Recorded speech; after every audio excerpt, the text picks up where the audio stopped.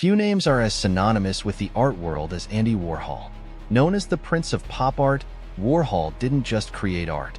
He created a cultural revolution. From soup cans to Marilyn Monroe, his work transformed ordinary objects and celebrities into symbols of modern life, blurring the lines between art, commerce, and celebrity culture. But who was the man behind the bold, colorful canvases? Today, we're delving into the life of Andy Warhol, a shy boy from Pittsburgh who became one of the most influential artists of the 20th century. Early life. A humble beginning.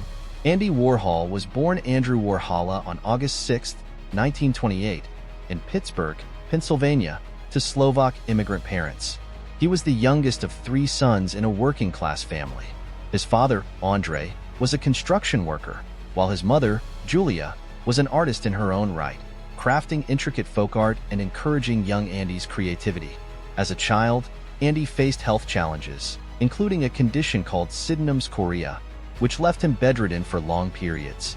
During these times, he developed a fascination with art, drawing, and collecting celebrity photos from magazines.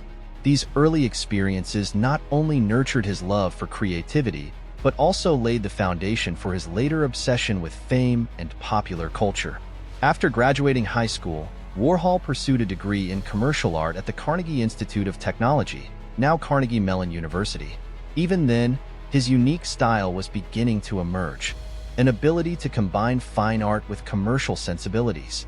The move to New York, from commercial artist to fine art icon. In 1949, Warhol moved to New York City, a decision that would shape the rest of his life. He began his career as a commercial illustrator, working for prestigious magazines like Vogue and Harper's Bazaar. His whimsical line drawings, often created using a unique blotted ink technique, quickly gained attention in the advertising world. However, Warhol aspired to more than just commercial success. By the late 1950s, he began experimenting with painting and seeking recognition as a fine artist. Inspired by the burgeoning pop art movement, Warhol set out to create works that challenged the elitism of traditional art. Pop art and the breakthrough. Warhol's breakthrough came in the early 1960s with his now iconic Campbell's soup can series. Each canvas featured a different flavor of soup, rendered with precise, machine-like repetition. Critics were initially baffled. Was this art or a mere parody? But Warhol's intent was clear. He wanted to elevate the mundane and the mass-produced to the status of fine art. The success of the soup cans marked the birth of Warhol's pop art era. He embraced the aesthetics of mass production, using techniques like silk screen printing to create his works. This method allowed him to replicate images over and over, mimicking the mechanized processes of modern consumerism. Warhol's subjects ranged from everyday objects, like Coca-Cola bottles, to cultural icons, including Elvis Presley, Jackie Kennedy, and, most famously, Marilyn Monroe. His Marilyn diptych, 1962, is one of his most celebrated works, exploring themes of celebrity, mortality, and the commercialization of beauty. The Factory, a hub of creativity and chaos. In 1964, Warhol established The Factory, his legendary studio in Manhattan.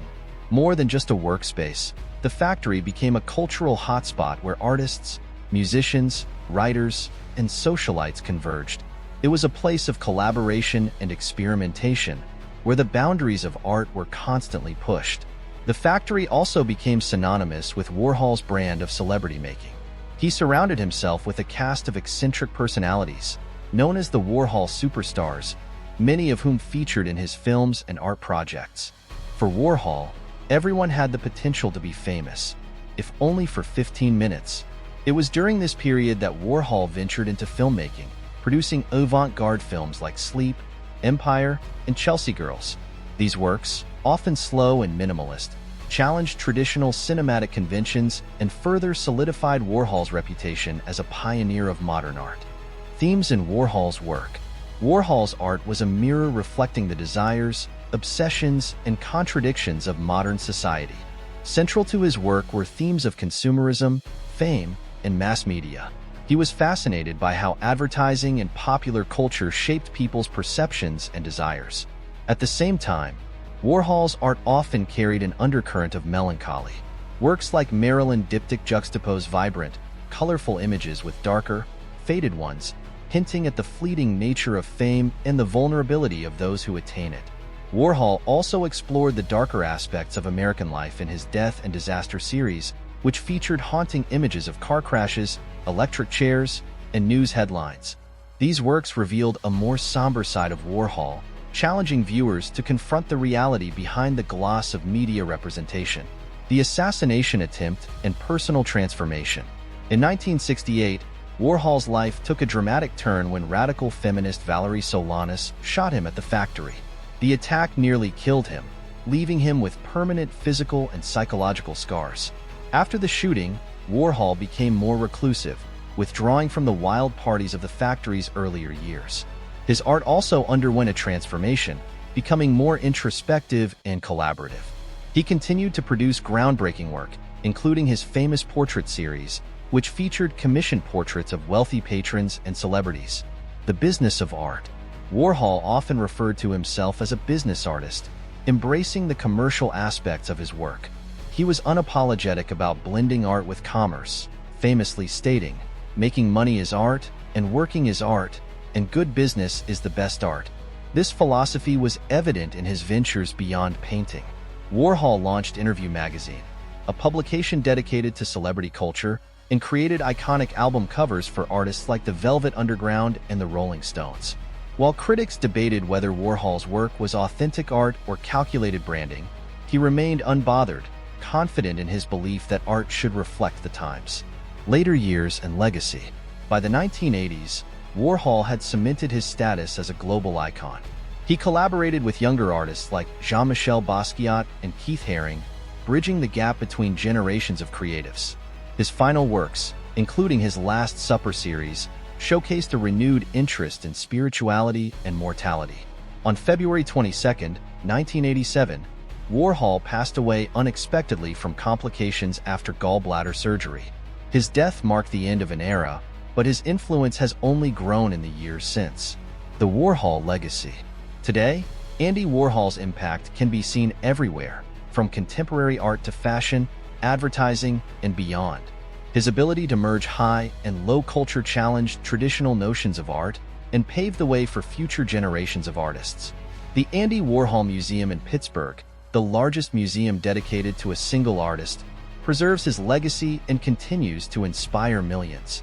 Warhol's famous dictum, "In the future, everyone will be world famous for 15 minutes," has never felt more relevant in the age of social media.